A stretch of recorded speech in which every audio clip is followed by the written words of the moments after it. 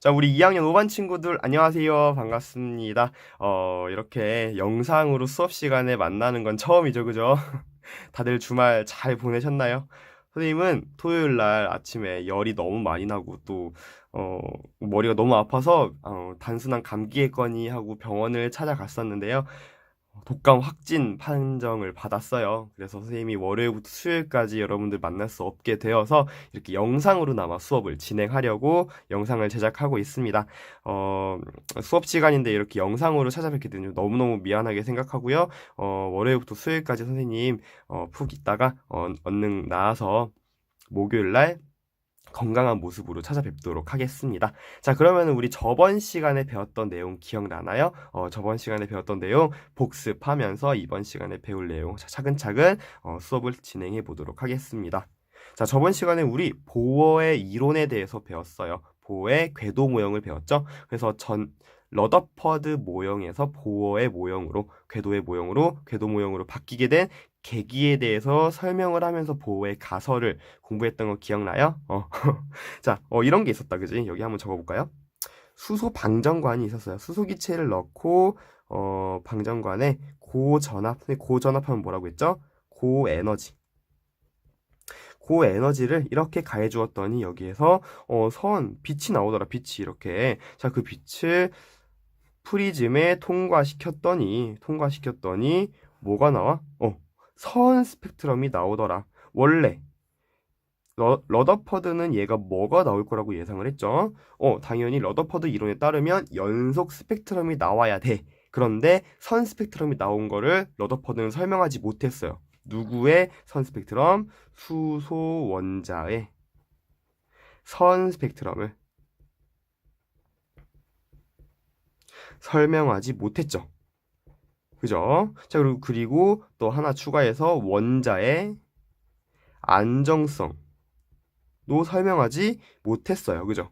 자, 그래서 이 두 가지, 일단 기본적으로 수소 선 스펙트럼을 설명하기 위해서 보어가 궤도 모형을 제시했다라고 얘기를 했잖아요. 기억나죠? 그래서 그 궤도 모형을 제시한 가설부터 한번 하나하나 복습을 해보도록 합시다. 자, 선생님이 뭘 그린가 하면요. 수소 원자를 좀 그려봤어. 수소 원자. 원자핵 하나 있죠. 그죠?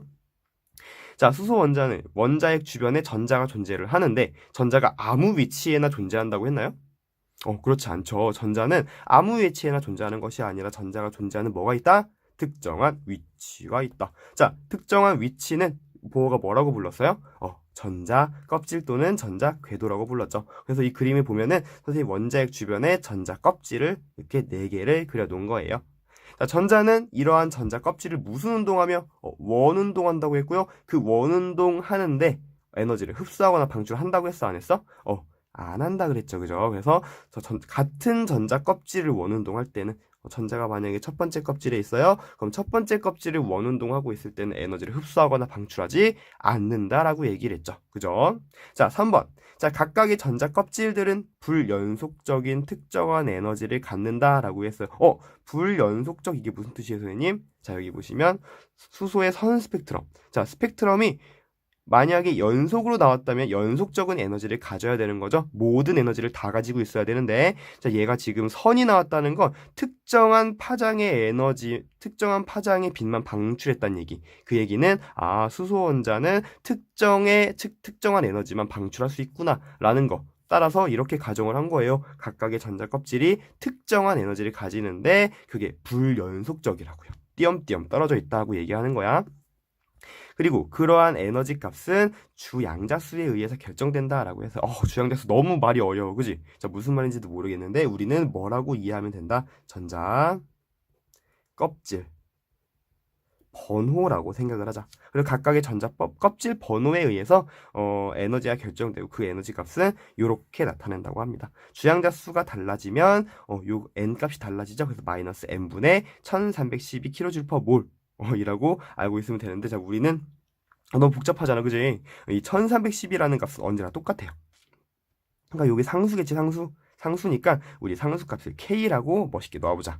그러면은 마이너스 n제곱분의 k kJ/몰 이렇게 나와 있고 요것도 사실은 별로 신경을 쓰시지 않아도 될 것 같아요. 그죠? 그래서 마이너스 n분의 k구나. n제곱분의 k구나 라고 알고 있으면 될 것 같아요. 에너지 값이요. 자, 그래서 주양자수에 따라서 만약에 첫 번째 전자 껍질은 n이 1번이고요. 두 번째 껍질은 n이 2번. 세 번째는 3번. 네 번째는 4번. 이렇게 각각의 주양자수를 넣어주면 되고요. 전자 껍질 번호요. 자, 그리고 보시면은 번호의 첫 번째 껍질을 K 껍질, 두 번째 껍질을 L 껍질, 세 번째 M, 네 번째 N 껍질이라고 불렀다라는 거 정도 알고 있으면 될 것 같아요. 자, 그리고 마지막 네 번째가 중요하죠. 전자가 같은 궤도를 원운동할 때는 에너지를 흡수하거나 방출하지 않았지만 2번과 같이 자, 근데 다른 궤도로 이동할 때 우리 이거 멋있는 말로 뭐라고 쓰기로 했다? 전이할 때요. 다른 궤도로 전이할 때 전자 궤도의 에너지 차이만큼을 흡수하거나 방출한대요. 그럼 언제 흡수하거나 방출하는지 알아야겠죠? 한번 봅시다. 자, 이렇게 전자가 첫 번째 껍질에 존재합니다. 자, 이러한 전자와 네 번째 껍질에 이렇게 존재하는 전자가 있다라고 칩시다. 자, 첫 번째 껍질에 존재하는 이 전자는 원자 핵으로부터의 인력을 가장 많이 받고 있죠. 이 원자 핵과 전자 사이의 인력이 가장 큰 곳이야. 자, 근데 네 번째 껍질은 원자 핵과 전자 사이의 인력이 첫 번째 껍질보다는 작겠죠, 그죠? 무슨 말인지 이해 가죠? 자, 그럼 봐보자. 첫 번째 껍질은 원자 핵으로부터 구속받고 있다고 생각을 좀 해볼게요. 원자 핵과 전자 사이의 인력에 의해서 원자 핵으로부터 열심히 구속을 받고 있어. 자, 근데 만약에 얘가 에너지가 커져서 원자 핵으로부터의 구속을 조금 덜 받는 곳으로 날아갔어. 그럼 이 녀석의 전자의 에너지가 커져서 그 에너지를 가지고 원자 핵으로부터 멀어진 거죠. 핵과 전자 사이의 인력을 어느 정도 끊어내고 이동을 했다는 얘기야. 무슨 말인지 이해가요? 자, 그럼 그 얘기는 첫 번째 껍질에 있는 전자는 에너지가 가장 작은 상태구나. 그래서 이 전자가 에너지를 갖게 되면 원자핵으로부터 멀어질 수 있는데, 즉 전자 껍질 번호가 많은 곳에 있는 전자 껍질 번호가 큰 곳에 있는 전자는 더 에너지가 큰 거구나라고 생각해 주시면 될 것 같아요. 첫 번째 껍질에 있는 애는 저 에너지가 작은 거고 바깥으로 나가면 나갈수록 에너지가 큰 거야. 자, 그럼 봐보자. 안쪽 껍질에서 바깥쪽 껍질로 전자가 이동을 해요. 에너지가 작은 상태에서 에너지가 큰 상태로 이동하려면 첫 번째 껍질과 두 번째 껍질 사이의 에너지만큼을 뭐 해야 돼? 흡수해야겠죠. 그죠? 이만큼을 흡수해야 에너지가 더 커지는 거니까. 이때는 에너지를 흡수해야 돼. 근데 좀 이따가 얘기를 할 거긴 하지만 요 에너지 사이 간격만큼을 흡수합니다. 자, 또는 네 번째 껍질에 있던 애가 두 번째 껍질로 갔어. 즉 바깥쪽에서 안쪽으로 간 거예요. 자, 그러면은 이때는 전자가 에너지를 뭐 할까? 이때는 에너지가 작아져야 되는 거니까 에너지를 방출하겠죠. 얼마만큼? 네 번째 껍질과 두 번째 껍질의 에너지 차이만큼을 방출을 하겠죠. 그래서 이 부분도 좀 이따가 에너지 차이를 한번 계산해 보려고 합니다. 그죠? 자, 그러면 옆에 보면 선생님이 요런 그래프를 그려봤어. 살짝 확대를 해볼까? 자, 요런 그래프를 그려봤는데, 자, 이게 뭐냐면, 처음 보는 친구들 무슨 뜻인지 이해 못할까봐. 자, 여기에 수소의 원자 핵이 있다고 보는 거야. 원자 핵이 있으면 그 주변에 첫 번째 껍질, 두 번째 껍질, 세 번째 껍질. 그러니까 요 녀석을 요렇게 보고 그냥 우리 그리기 편하게 그래프처럼 도표로 그렸다고 생각하면 될 것 같아요. 요거를 요렇게 좀 그린 거예요. 자, 봅시다. 자, 얘가 첫 번째 껍질이야. 에너지는 어떻게 결정된다고 했냐면, 수소 원자의 에너지는, 전자 껍질의 에너지는 주양자수에 의해 결정이 되는데, 주양자수에 따라서 n제곱분의 1312 kJ/몰만큼의 에너지를 갖는다고 했고, 이 값을 간단하게 K로 치환할 수도 있다라는 거 얘기를 조금 했습니다. 그죠? 자, 그럼 봐봐. 여기부터 첫 번째 전자 껍질이야. 그럼 얘는 얼마만큼의 에너지를 갖겠어요? 2원인 거죠. n이 1이니까. 그럼 2원은 마이너스 1312만큼의 에너지를 갖겠죠. 1제곱분의 마이너스 1310이니까. 그죠? 얘는 두 번째 껍질은 2번이야. 얘는 얼마만큼의 에너지 준위를 가지고 있냐면 2니까 2는 4분의 1312. 자, 세 번째 껍질은요? 3은 마이너스 9분의 1312. 자, 네 번째 껍질은 마이너스 16분의 1312. 자, 그래서 쭉 갑니다. 그 전자 껍질이 엄청 많아요. 자, 근데 무한대까지 간대. 무한대까지. 자, 무한대 궤도에서는 자, 에너지가 어떻게 될까? 선생님, 이거 마이너스 무한대분의 1312라고 쓰면 되겠죠? 라고 하는데, 분모가 얘들아 너무 커지는 거야. 봐봐. 분모 값이 엄청 커져. 분자는 일정해. 그럼 이 값은 어떤 값이에요? 일정이라고 쓴 거예요. 이 값은 어떤 값에 수렴할까? 거의 0이 되는 거야. 분모가 너무 커지니까, 그죠? 자, 그래서 무한대분의 마이너스 1412 값은 0이라는 에너지를 갖습니다. 그죠? 자, 이렇게 각각의 전자 껍질에 대한 에너지를 우리가 쓸 수가 있다라는 거죠. 자, 그럼 선생님, 무한대 궤도에 있는 0의 에너지가 왜 0일까요? 라고 물어보는 친구들이 있어요. 그래서 이거를 좀 설명을 해보면 이 0이라고 하는 건 얘들아, 지금 여기에 전자가 존재해요. 그럼 이 전자는 어떤 상태냐면요, 원자핵으로부터 가장 멀리 떨어져 있는 상태야. 그러니까 에너지가 가장 큰 상태라고 볼 수 있겠죠. 자, 근데 여기에 있으면은 핵과 전자 사이에 인력이 존재할까 안 할까? 인력이 존재하지 않습니다. 무슨 말이냐? 핵과 전자 사이에 그 어떤 에너지도 작용하지 않는다는 뜻이에요. 핵과 전혀 상관없는 장소로 날아갔다.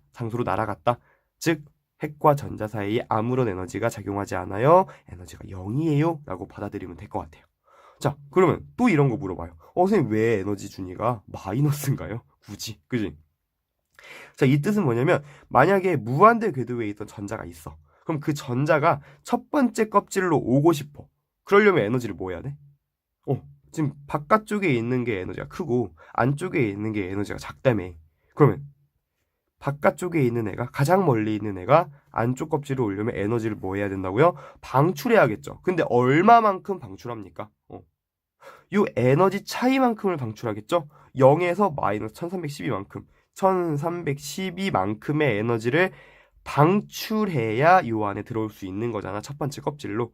요 마이너스는 에너지를 그만큼 방출했다는 뜻이구나.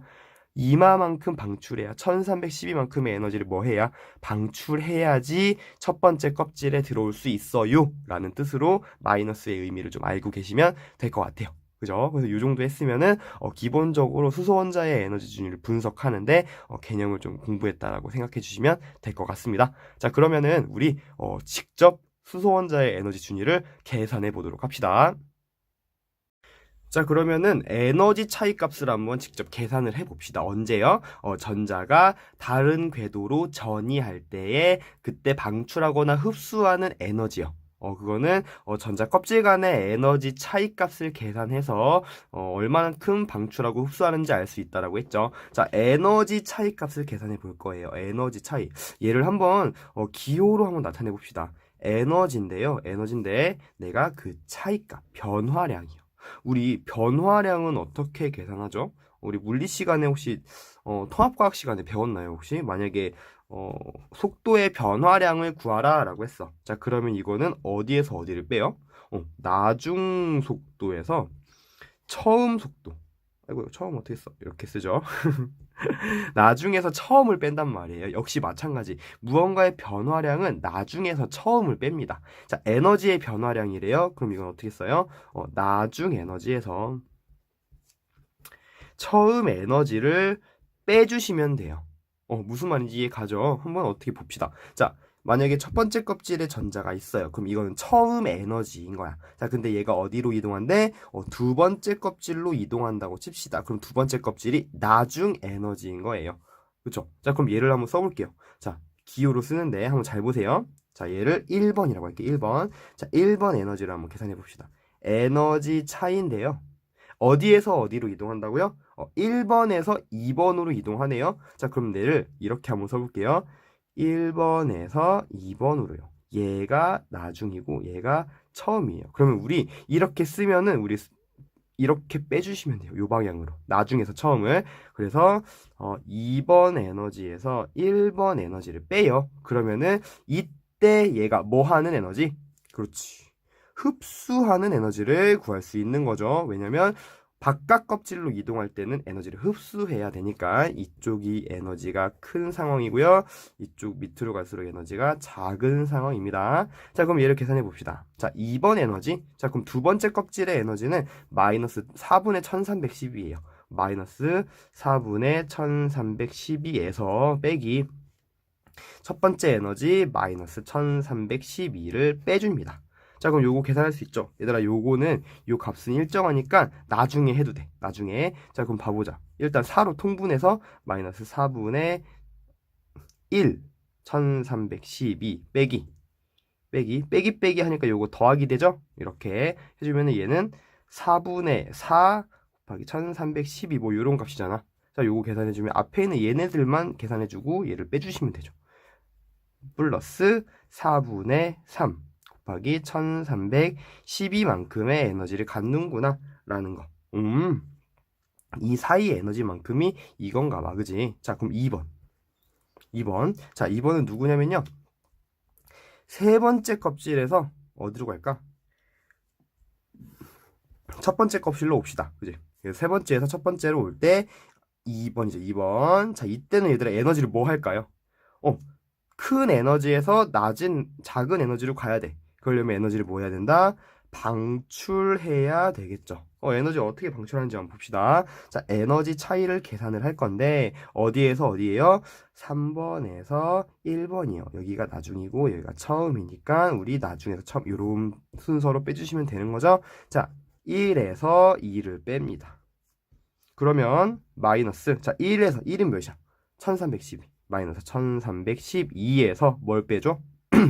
자, 아이고 잘못 썼네. 3이죠, 3. 아이고 봐놓고, 그지? 자, 3번을 빼주면 되니까 3번은 9분의 1312. 그럼 마이너스 9분의 1312 이렇게 계산해 주시면 돼요. 1312 얘는 볼 거 없고요. 자, 9를 통분하겠습니다. 9분의 9 1312 얘는 마이너스 9 빼주면 플러스 되니까 9분의 1 1312 해주시면 마이너스 9분의 8 곱하기 1312라는 값이 나오네요. 그죠? 자, 보자. 여기서 주목할 점은 선생님 1번은요 플러스 값이 나왔네요. 그리고 2번은 마이너스 값이 나왔어요. 자, 이 플러스와 마이너스 의미가 뭘까요? 저번 시간에 한번 얘기했어요. 아까. 자, 요 마이너스가 무슨 의미라고 했죠? 그만큼 내가 에너지를 방출해야 된다. 즉 에너지 차이값을 계산했는데 그 값이 0보다 작아요. 음수야, 음수. 그 얘기는 에너지를 방출했다는 의미구나. 부호를 통해서 우리가 에너지가 흡수했는지 방출했는지 알 수 있는 거예요. 자, 만약에 에너지 차이를 계산했더니 그 값이 0보다 커요. 걔는 그럼 에너지를 흡수했다라고 생각해 주시면 될 것 같아요. 에너지 방출과 흡수의 의미구나. 자, 요 마이너스 플러스는 그 정도의 의미로만 말이 자꾸 헛나오는데 그 정도의 의미로만 보셔야 돼요. 그죠? 그래서 얘 같은 경우 플러스야? 그럼 흡수야. 얘는 마이너스야? 방출이야. 그 정도의 의미로만 보면 된다. 웬만하면 대부분의 문제에서 이제 에너지 크기를 계산을 하고 해요. 크기. 그때는 요 마이너스 또는 플러스 값을, 플러스는 상관이 없지만 요 마이너스 값을 제외하시고 요 값 이만큼을 방출해요 라고 쓰시면 됩니다. 그쵸? 그러면은 에너지 차이값까지 한번 계산을 해 보았는데 그 다음에는 우리 에너지와 파장 사이의 관계도 했었잖아요. 기억나요? 에너지와 파장 사이의 관계를 한번 확인해 보는 시간을 가져보도록 할게요. 자, 이번에는 파장과 에너지 사이 관계에 대해 한번 알아보도록 합시다. 파장과 에너지는 어떠한 관계가 있다라고 했었죠?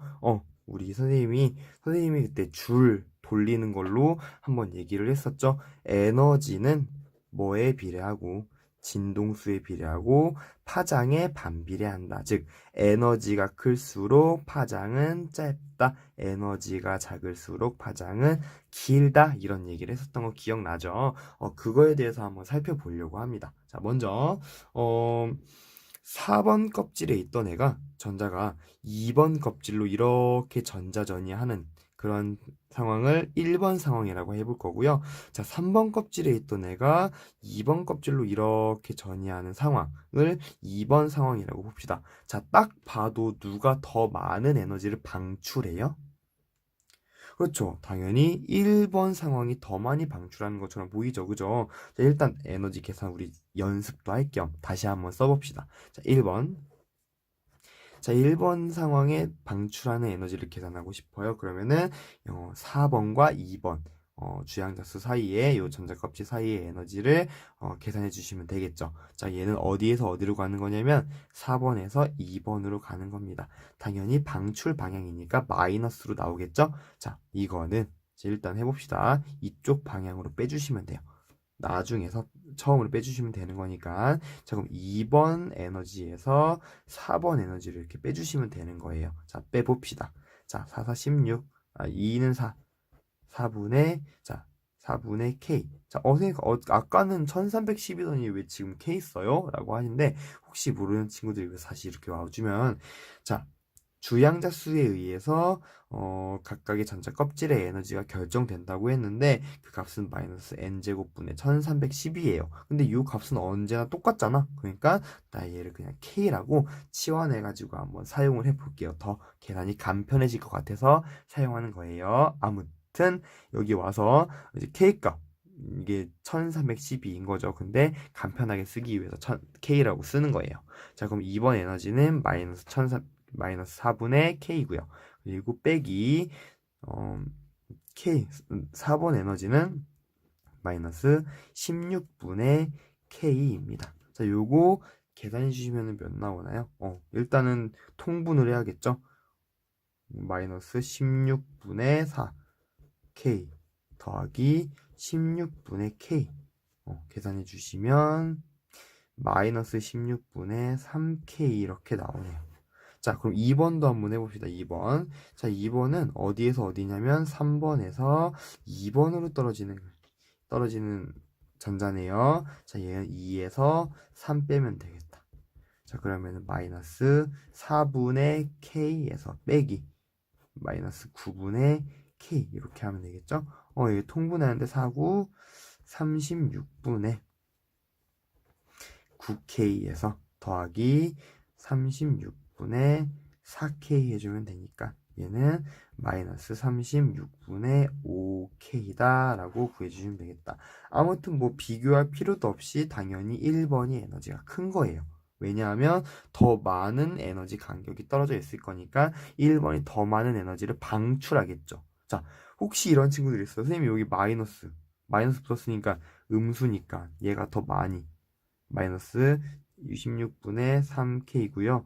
여기가 마이너스 36분의 5K니까 여기 0이에요. 그러면은 얘가 더 작은 거 아닌가요? 라고 생각하는 친구들이 있을까봐. 자, 선생님이 아까도 얘기했지만 이 마이너스의 의미는 방출의 의미예요. 둘 중에 누가 더 많이 방출했니라고 물어봤을 때 당연히 얘가 더 많이 방출한 거지, 그치? 무슨 말인지 알겠죠? 이 마이너스 플러스 부호에 너무 신경 쓰지 마시고 그냥 계산을 하고 난 뒤에 마이너스가 붙어 있으면 사실 빼놓고 생각하셔도 괜찮아요. 어차피 에너지 크기 값을 계산하는 거기 때문에 흡수하던 방출하던 얼마만큼 많이 흡수했는지 또는 얼마만큼 많이 방출했는지가 중요한 겁니다. 따라서 얘가 더 많이 방출했어요 라고 이해하시면 됩니다. 무슨 말인지 알겠죠? 자, 아무튼 간에 1번이 더 많이 방출했어. 그럼 봐봐라. 1번 상황이 1번의 에너지 이렇게 써볼까? 1번의 에너지랑 2번의 에너지랑 비교해보면 당연히 1번이 더 많이 방출해요. 그러면 1번의 파장과 2번의 파장의 길이를 비교한다면 방출되는 파장의 길이는 누가 더 길까? 어떻게 해야 돼요? 에너지 작은 녀석이 더 길어요. 에너지 큰 녀석이 더 짧아요. 즉 파장과 에너지는 반비례하니까 이렇게 나타납니다. 라고 알고 계시면 될 것 같아요. 무슨 말인지 알겠죠? 에너지 값을 계산했을 때 더 에너지가 큰 녀석이 파장이 더 짧은 거고 에너지가 작은 녀석이 파장이 긴 거라고 생각해 주시면 될 것 같습니다. 그죠? 자, 그러면은 이 정도 했으면 정말 많은 내용을 한 거니까 한번 스펙트럼에 실제로 찍히는 그 계열을 한번 살펴보려고 합니다. 한번 살펴볼까요? 자, 그러면 수소원자의 선 스펙트럼의 계열에 대해서 한번 살펴보도록 하겠습니다. 선 스펙트럼이라고 써놨는데 선 스펙트럼 중에서도 방출되는 스펙트럼에 대해서 확인을 해볼 거예요. 그래서 전자가 바깥 껍질에서 안쪽 껍질로 이동할 때 에너지를 방출하는데 그때 선 스펙트럼이 어떻게 이 에너지가 찍히는지에 대해서 한번 자세히 알아보려고 합니다. 자, 일단은 어떤 개념을 좀 아셔야 되냐면 이 자외선, 가시광선, 적외선에 대해서 먼저 자세히 알고 있어야 돼요. 기본적으로 가시광선이라고 하는 건 보는 것이, 보는 게 가능한 빛이에요. 그래서 우리 눈으로 보이는 빛 있죠? 그게 바로 가시광선이에요. 쉽게 얘기하면 우리 무지개색 있잖아요. 그죠? 자, 무지개색이 가시광선에 해당하는 빛의 파장이라고 보시면 될 것 같아요. 자, 그럼 자외선은 뭘까? 자외선은 뭐냐면 자외선의 자자가 뭐냐면 보라색, 자색의 뜻이에요. 그래서 우리 가시광선 중에서도 보라색이 있잖아요. 보라색을 자색이라고도 하는데 그거의 바깥쪽에 위치한 빛이다라고 생각해 주시면 될 것 같아요. 그럼 적외선은 뭘까요? 적색이에요, 적색. 적색은 무슨 색? 빨강색. 그래서 가시광선 중에서도 빨강색보다도 더욱더 바깥쪽에 있는 색의 빛이다 라고 생각해 주시면 될 것 같고요. 자외선과 적외선은 우리 눈에 보이지 않습니다. 뭐만 보이는 거야? 가시광선에 해당하는 파장만 눈으로 볼 수가 있다라는 거 확인해 주시면 될 것 같고요. 자, 그러면은 자외선, 가시광선, 적외선 어느 쪽이 빛이 큰 쪽인지 작은 쪽인지 알아야 돼요. 자, 어디가 더 클까요?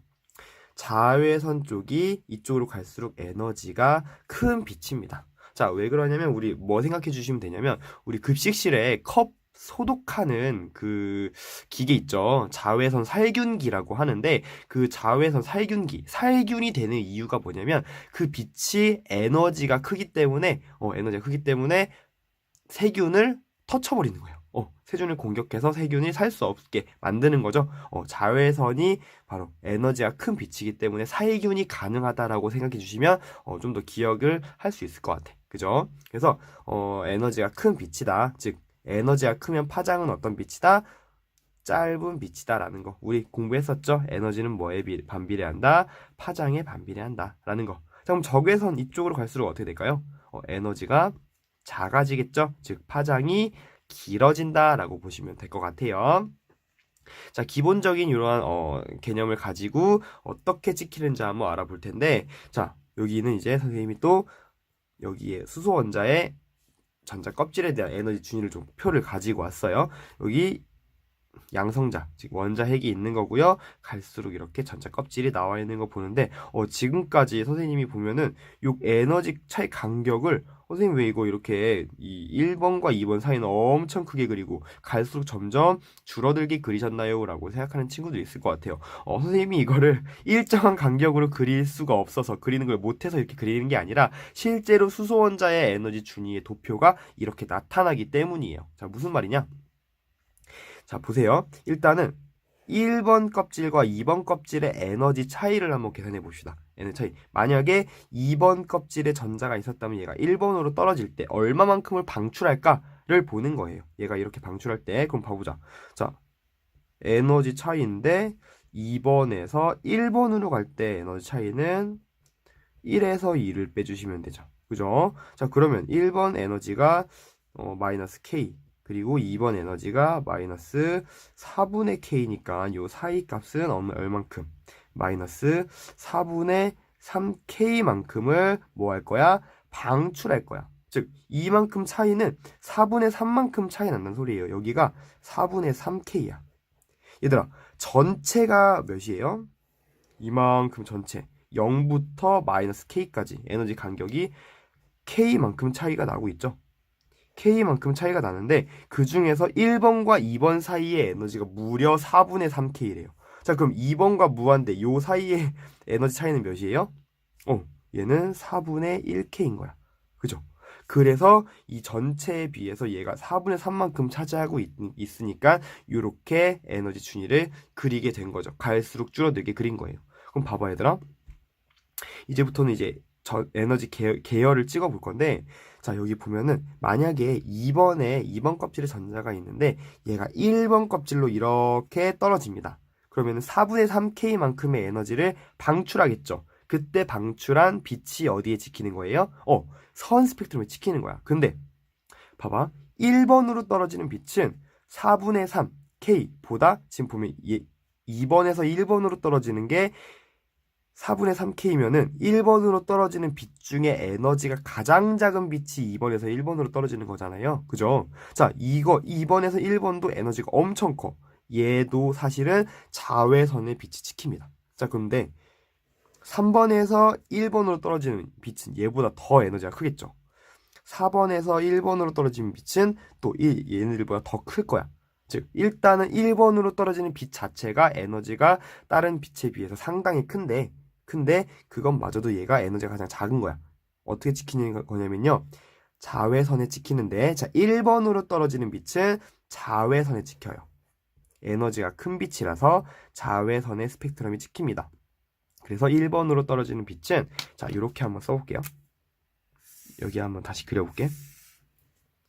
그래서 여기가 자외선, 여기가 가시광선, 여기가 적외선이라고 한다면 이쪽으로 갈수록 에너지가 큰 거죠? 파장이 짧은 거예요. 이쪽으로 갈수록 에너지가 작은 거예요. 파장이 긴 거예요. 라고 한다면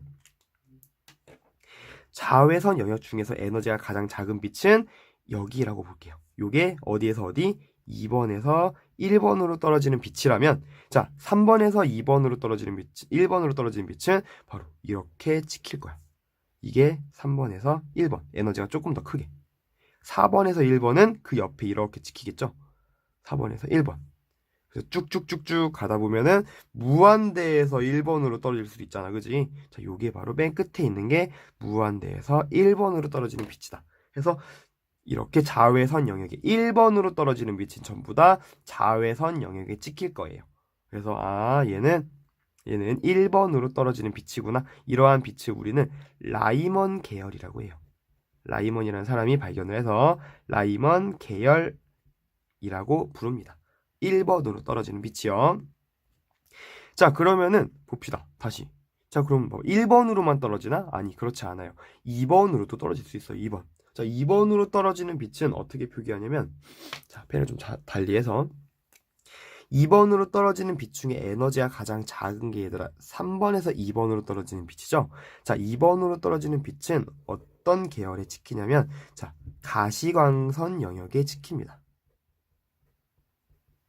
자, 그러면 가시광선 영역 중에서도 에너지가 가장 작은 빛이 한 이 정도에 찍힌다고 봅시다. 그럼 얘는 바로 3번에서 2번으로 떨어지는 빛이었다는 거야. 그때 방출하는 빛 에너지가 선 스펙트럼 찍히는 거예요.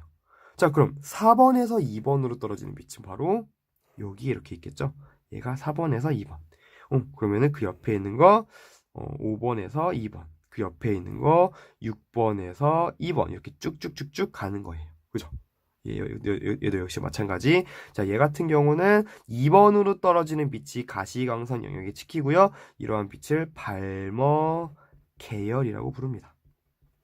발머라는 사람이 발견해서 발머 계열이라고 불러요. 자, 마지막. 그럼 적외선 영역은 어디에 찍히냐? 바로 3번으로 떨어지는 빛. 3번으로 떨어지는 빛은 에너지가 엄청 작아, 엄청. 그죠? 자, 자, 3번으로 떨어지는 빛 중에 가장 에너지가 작은 게 어디예요? 4번에서 3번으로 떨어지는 빛이죠? 자, 역시 마찬가지. 적외선 영역 중에서도 4번에서 3번으로 떨어지는 요 빛이 바로 에너지가 작은 빛이다. 라는 거. 갈수록 5번에서 3번 이렇게 쭉쭉쭉쭉 갈 수가 있겠죠. 그죠? 그래서 무한대에서 3번까지 이렇게 에너지가 가장 큰 빛은 무한대에서 3번으로 떨어지더라. 라는 거. 여기에 적외선에 찍히는 빛은 우리 파셴 계열이라고 부릅니다.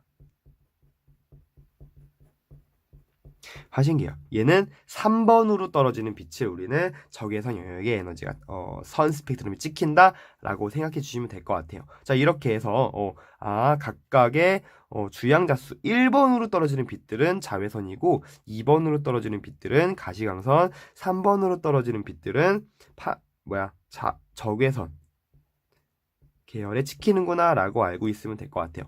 근데 선생님 한 가지 질문이 있어요. 뭐요? 가시광선 영역은 선생님 왜 무한대에서 2번으로 떨어지는 빛은 왜 표시 안 하셨어요? 라고 하는데 사실은 뭐 그 교육과정상 사실 이걸 정확히 물어보는 곳은 없지만 실제로 선생님이 찾아보니까 2번으로 떨어지는 빛이 전부 다 가시광선 영역에 찍히는 것은 아니래요. 자, 6번에서 2번까지가 가시광선 영역이고 이게 7번에서 2번부터는 라이먼 계열, 즉 자외선을 찍힌다고 합니다. 뭐 이건 조금 디테일이 자세한 내용이기 때문에 뭐 굳이 자세히 알 필요는 없지만 선생님이 좀 정확히 설명을 해주기 위해서 6번에서 2번까지가 가시광선 영역에 찍힌다라고 뭐 빨간색, 뭐 초록색 뭐 이렇게 찍히겠죠, 그죠? 뭐 이렇게 해서 어떻게 수소 원자의 선 스펙트럼이 찍히는지에 대해서 한번 자세히 살펴보았습니다. 자, 마지막 내용입니다. 수소 원자의 선 스펙트럼의 특징에 대해서 한번 알아볼 건데요. 자, 이제 마지막인데 혹시 지금 자는 친구들 없죠, 그죠? 설마. 자, 우리 승만이, 대현이 자고 있는 거 아니죠? 혹시 자고 있으면 줌에서 얼른 깨워주세요. 자, 수소 원자의 선 스펙트럼의 특징에 대해서 한번 봅시다. 자, 선생님이 지금 A, B, C, D 몇 가지의 전자전이, 방출되는 전자전이를 나타냈는데요. 한번 이들을 비교하면서 수소 원자의 에너지 준위에 선 스펙트럼이 어떠한 특징이 있는지 한번 알아보려고 합니다. 자, 첫 번째 1번. 자, A와 B를 한번 비교해 보려고 해요. A 대 B. 자, 무엇을 비교하냐? 여러분, A 전자전이 같은 경우는 어떤 특징이 있나요? 자, 일단 1번으로 떨어지는 빛이네. 자, 1번으로 전자가 1번으로 이렇게 떨어져요. 자, 이 전자가 1번으로 떨어지면 얘는 에너지를 방출할 거야. 자, 근데 어떤 영역의 에너지를 방출하죠? 그쵸, 얘는 자외선 영역의 에너지를 방출하죠. 즉 라이먼 계열이란 얘기. 자, 그런데 자외선 영역 중에서도 라이먼 계열 중에서도 에너지가 가장 어떤 빛이에요? 가장 작은 빛이죠. 라이먼 계열 중에서 에너지가 가장 큰 빛은 무한대에서 1번으로 떨어지는 빛이야. 그럼 반대로 라이먼 계열 중에서 에너지가 가장 작은 빛은 2번에서 1번으로 떨어지는 빛이에요. 얘는 이렇게 쓸 수 있겠다. 라이먼 계열 중 에너지가 가장 작은 빛이에요. 이때 방출하는 빛은 가장 작은 빛이에요. 자, B는 어떤가요? B. 자, B는 일단 전자가 무한대 궤도에서 2번으로 떨어질 때 이제 방출되는 빛을 나타낸 거예요. 자, B 같은 경우는 2번으로 떨어지네. 얘는 발머 계열에 속하겠다. 그죠? 얘는 발머 계열 중에서도 자, 무한대에서 2번으로 떨어지니까 에너지가 가장 어떤 빛이에요? 에너지가 가장 큰 빛에 해당합니다. 그죠? 자, 그럼 각각의 빛의 에너지 차이를 한번 계산을 한번 해봅시다. 자, A 볼게요. A. 자, A에서의 발생하는 빛을 EA라고 치면 요 EA는 자, 어디부터 어디까지의 에너지 차이야? 이 2번에서 1번이야. 얘는 2번에서 1번으로 가는 에너지 차이입니다. 이 계산해주면 어떻게 돼요? 1에서 2를 빼주시면 되죠.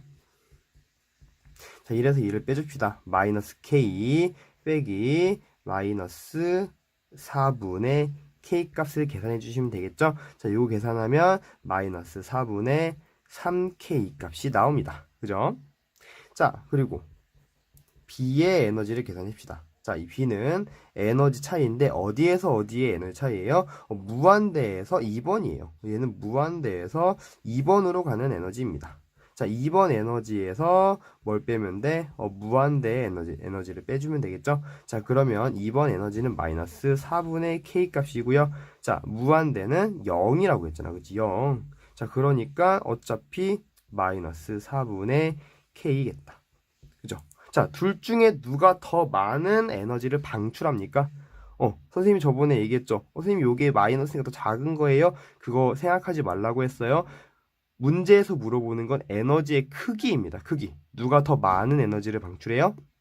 그쵸? A가 B보다 더 큰 에너지입니다. 그죠? 4분의 3K가 4분의 K보다 크잖아. 그지? B보다 A에서 더 많은 에너지를 방출을 합니다. 자, 이게 바로 수소원자의 에너지 중의 특징이에요. 자, 보시면은 1번으로 떨어지는 빛, 라이먼 계열 중에서도 에너지가 가장 작은 빛이에요.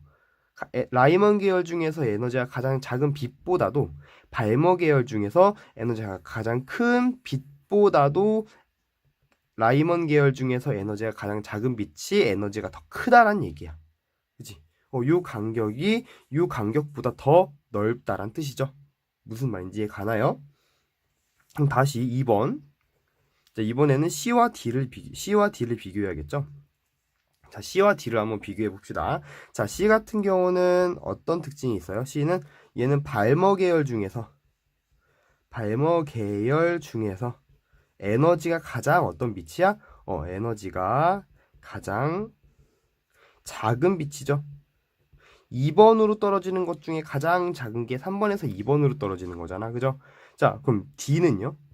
D는 자 3번으로 떨어지네. 자외선 영역이에요. 자외선 영역. 그 중에서도 즉 자외선 영역은 파셴 계열이라고 하는데 파셴 계열 중에서도 에너지가 가장 어떤 빛이야? 무한대에서 떨어지고 있네요. 에너지가 가장 큰 빛이겠죠? 그쵸? 자, 그럼 얘네들을 에너지 값을 계산해주면 얘는 어떻게 나올까?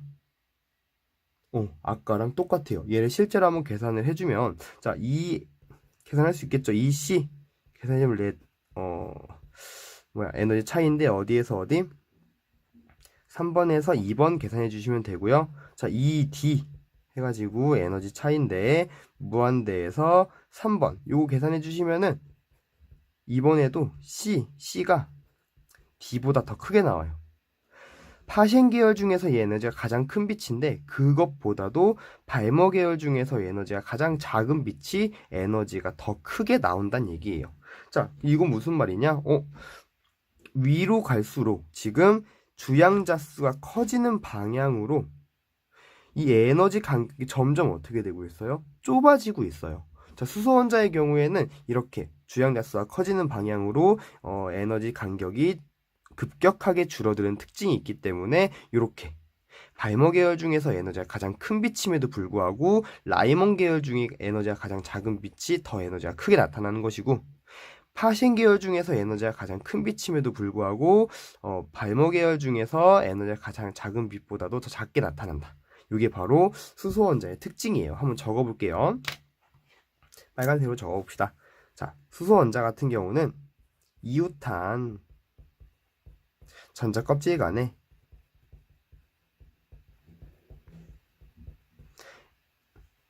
에너지 차이가 주양자 수가 증가함에 따라 급격하게 작아지는 특징이 있기 때문에 라이먼 계열의 빛이 무조건 발머 계열보다 크고 발머 계열의 빛은 무조건 누구보다 크다? 파셴 계열보다 크게 나타난다라는 얘기입니다. 무슨 말인지 이해 가죠? 그래서 우리 나중에 문제를 풀어 나갈 때 어떤 생각을 하시면 되냐면 1번으로 떨어지는 빛이 있어요. 걔는 2번으로 떨어지는 빛보다 무조건 큰 거야. 무조건. 이건 계산할 필요도 없어. 만약에 어떤 전자전이가 1번으로 떨어지고 있고 어떤 전자전이가 2번으로 떨어지고 있어. 이거는 에너지 차이를 계산하라는 문제가 아니에요.